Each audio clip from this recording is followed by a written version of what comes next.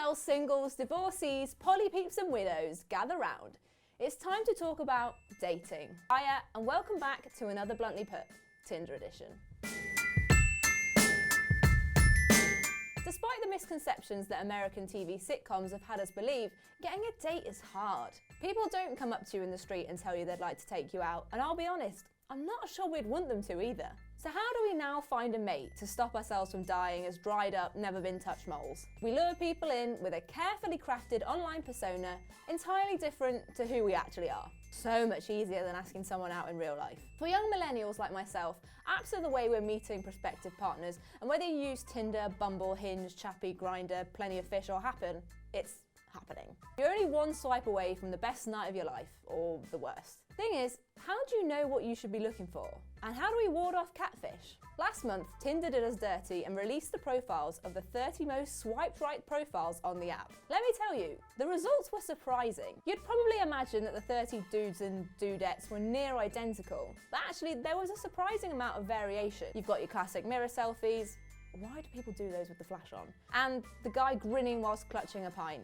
A woke-looking yogi or two, and some guys in alarmingly tight t-shirts. But is this really representative of what people are looking for in a Tinder match? Let's find out. I asked my nearest, dearest, a fine selection of strangers, and you lot, what you looked for in a Tinder profile, and well, here are the highly accurate and extremely reliable results for science. Generally, people like a few fit pics and a solid bio.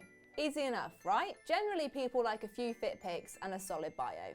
Easy enough, right? Also, obviously, women tend to like them tall and with dogs. But apparently a cute dog isn't enough to warrant a like. When it comes to the big no-nos, people do not want to see your mum or your granny. Keep them locked away until the 6-month mark. Thank you. People also don't want to see you posing in front of a mirror, lifting 10-kilogram weights, or listing the things you don't want in a person. Topless pics are allowed if you're on the beach, and only if you're fit apparently. But naked mirror pics are a strong no. However, it does seem that whilst it's important to have some banging pics, it usually boils down to what the bio is saying. Hook them in with something interesting, and Bob is your uncle and Fanny is your date. But apparently people are going very rogue. Here are a couple of my favourite Tinders, what went wrong. Here are a couple of my favourite Tinder profiles that went wrong. I matched with a guy recently who sent me a series of photos of women's feet with his cum all over them, as he had a foot fetish. I got sent an absurd amount of cock photos too. One of the weirdest messages was on an app where people could message you without matching, and he sent me a message inviting me to his building site, and then he wanted to run me a bath. And he included his mobile number for me to give him a call when I was on my way. There was a guy who DM'd me pictures of himself in high heels and fishnets and in a baby's outfit. He asked if he could be my sub. And then there was also the man who just wanted pictures of my feet. I've got a bit of a feet theme going there.